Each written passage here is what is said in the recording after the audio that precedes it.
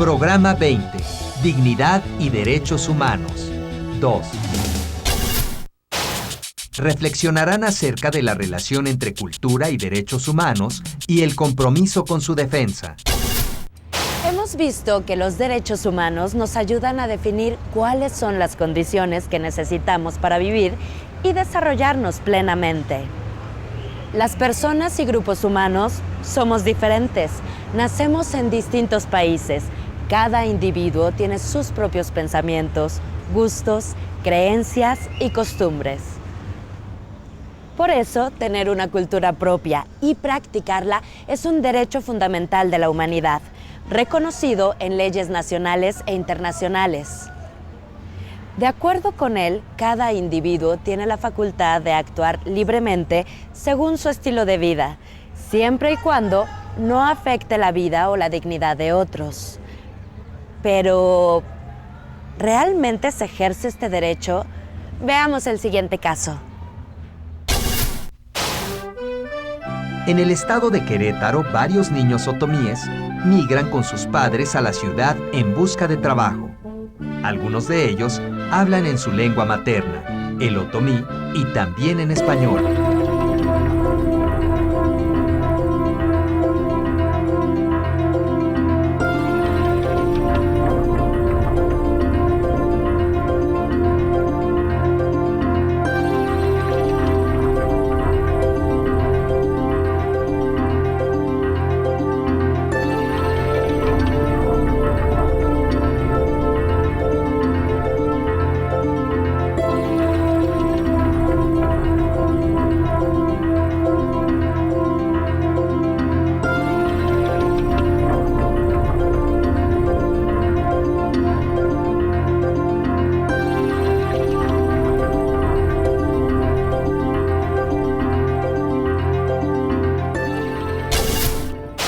En la construcción de los derechos humanos hay que tomar en cuenta el contexto, porque cada región, país o comunidad tiene una cultura diferente y, por lo tanto, puntos de vista e ideas diversas. En cada país hay formas de organizarse y convivir. Por ello, las diversas culturas buscan sus propios caminos para lograr su desarrollo y poner en práctica derechos como la libertad o la igualdad. Reconocer las diferencias es una forma de respetar la dignidad de cada persona y grupo. Sin embargo, lograrlo es uno de los grandes retos de la humanidad, porque con frecuencia se ha promovido una idea contraria, que las personas debemos ser iguales, idénticas, como si ser diferentes fuera un problema o un peligro que hubiera que combatir. Cuando esto pasa, los derechos humanos dejan de ser para todos y solo se les reconoce a quienes piensan, creen o viven de acuerdo a la cultura de la mayoría. Hablar en otra lengua también es parte de la libertad que tenemos para ejercer el derecho a nuestra cultura. Los estudiantes otomíes que ingresaron a la secundaria quieren integrarse con sus compañeros, pero ¿será necesario que solo hablen español para hacerlo? No, porque si hablan cualquier idioma y se tratan de comunicar, se pueden entender. Por ejemplo, yo le podría enseñar español poco a poco hasta que pase el tiempo y se agarre un hábito, una buena forma de ejercer el español. Sí, es una violación a los derechos humanos porque ella tiene la libertad de expresarse con su idioma. No es una violación a los derechos humanos porque todos necesitamos hablar en español para podernos comunicar entre nosotros mismos. Sí, es una violación a los derechos humanos porque cuando nosotros, si fuéramos al extranjero, no nos gustaría que nos trataran de la misma forma. Bueno, en el lugar del maestro, yo creo que sería muy importante que tanto él como nosotros como alumnos tratáramos de conocer más sobre el otomí, aunque es muy importante que los apoyemos mientras ellos aprenden. También creo que lo más conveniente sería que aprendiéramos más nosotros de este lenguaje, puesto que podrían llegar más alumnos de Querétaro y así podríamos ayudarlos en su camino, tanto nosotros entendiéndolos como ellos. Bueno, Vean el siguiente testimonial. Los niños que pertenecen a comunidades lingüísticas diferentes tienen miedo de continuar con su lengua. Sienten que hablar su propia lengua les causa problemas de rechazo. Tenemos niños que ni siquiera se atreven a decir yo sé hablar náhuatl. Lo importante es recuperar en ellos la autoestima, la confianza, generar procesos de valoración de su propia identidad, de sus propias costumbres, y hay que plantearlo desde otra posibilidad. ¿Qué tal que en vez de que ellos tengan que aprender español, nosotros nos animamos a aprender triqui? O nosotros nos animamos a aprender otomí. Ahora, finalmente, es muy importante que ellos sepan que un niño bilingüe, un niño que es capaz de pensar en 2 lenguas, tiene muchas más habilidades cognitivas desarrolladas que un niño no bilingüe. Y esto a ellos les tendría que dar otra posición dentro del grupo, otra posición que los dignificara. Son capaces de entenderse en 2 lenguas y de procesar lecturas, resolución de problemas y todo en 2 lenguas. Esto no es fácil y precisamente aquellos chicos que se mofan de la situación lingüística de los compañeros indígenas tendrían que preguntarse a sí mismos si ellos pueden manejarse en 2 lenguas. Es probable que haya muchas formas de vida y costumbres que no comprendamos e incluso nos disgusten por ser distintas a las nuestras. Pero eso también es parte del derecho a ejercer una cultura propia. Sin embargo, hay tradiciones y costumbres que atentan contra la dignidad humana y que no pueden ser permitidas, independientemente de la sociedad o cultura de la que provengan. Los derechos humanos son para todos y en cualquier lugar deben ser defendidos. ¿Has pensado a quién le toca defender estos derechos? Ni el derecho a la cultura ni ningún otro son regalos o concesiones de las autoridades. Son una conquista social y conservarlos es un esfuerzo compartido. Sin embargo, las autoridades juegan un papel fundamental en la defensa de los derechos humanos. Es una obligación de cada gobierno crear leyes, instituciones y programas que garanticen su ejercicio.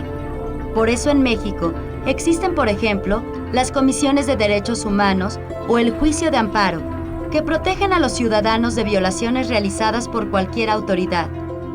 Pero la organización social también es una alternativa que tenemos los individuos para vigilar que se cumplan y luchar a favor de los derechos humanos.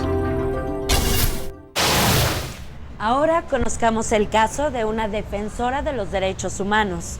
Como ella, miles de personas en el mundo dedican su esfuerzo e incluso arriesgan su vida para que todos podamos vivir con respeto y dignidad. Cuando hablamos de violaciones a los derechos humanos es cuando el Estado, por acción o por omisión, comete una violación a los derechos humanos. Y por lo tanto es el Estado el responsable de hacer que estos no se violen, o si se violan, investigar y castigar y reparar los daños que se causen cuando se viola un derecho, ¿no? Pero eso es una parte muy importante que todos los ciudadanos debemos conocer. La otra parte es el valor del respeto, ¿no? Que tiene que darse de una manera cada vez más natural, el respeto al otro. Y los jóvenes, bueno, los jóvenes tienen una gran corresponsabilidad en esto, porque son ellos los que serán ciudadanos, ¿no? Y lo que queremos son unos ciudadanos participativos, activos, responsables, que puedan exigir esos derechos, pero que también puedan hacer algo por esos derechos, y ellos también tienen que aprender a respetar esos derechos, aun cuando sean ciudadanos o sean autoridades, o no importa el papel que les toque jugar en la vida, ¿no? Ellos tienen que respetar, no discriminar, pero también exigir que las autoridades les den a conocer cuáles son sus derechos, pero también brindarles las herramientas para que ellos puedan exigir esos derechos. Recuerda el caso de los niños otomíes. ¿A quién le tocaba hacer que se respetaran los derechos de Francisco y Margarita? ¿Qué hubieras hecho tú si fueras uno de sus compañeros? No, porque así podemos aprender nosotros sobre su idioma y sobre cómo se habla en su país o en su estado donde viva. Yo les hubiera brindado mi amistad, conocerlos, conocer su cultura y llevarme bien con ellos y tratarlos y jugar con ellos, ¿no? Yo les hubiera aprendido mi amistad, los hubiera tratado, hacerme amigos de ellos y ayudarles a hablar la lengua española. Tenemos que crear una sociedad basada en el respeto a los derechos humanos. Esto quiere decir que el actuar cotidiano de cada uno de nosotros, como directivos, como maestros, como alumnos, tiene que estar basado en el entendimiento de que hay otros que viven junto con nosotros y que esos otros piensan de diferente manera, tienen diferentes costumbres y que tan válidas son las unas como las otras. Nosotros hemos generado un proyecto que se llama Una Escuela para Todos. Y este proyecto ha sido interesante porque ha dado la oportunidad de abrir la puerta de la escuela a comunidades muy diferentes. Tenemos, además de chicos de las comunidades indígenas de México, niños con discapacidades diversas, niños con necesidades educativas especiales, niños con condiciones familiares adversas, población vulnerable, que para nosotros es un honor y un orgullo. Aprendamos a reconocer el potencial de la diferencia en primer lugar. Después, aprendamos a decirle al otro, oye, te necesito. Lo que tú sabes, lo necesito. Y después aprendamos a respetarlo, aunque no sea como yo lo había pensado.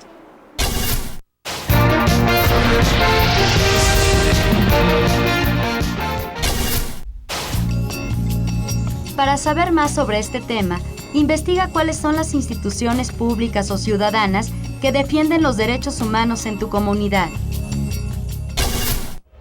Así como el caso de Francisco y Margarita, a nuestro alrededor podemos encontrar muchas situaciones que ponen en riesgo los derechos humanos y nos invitan a defenderlos. Reflexiona sobre los problemas que observas en tu localidad para ejercer los derechos humanos y cómo podrías comprometerte con su defensa.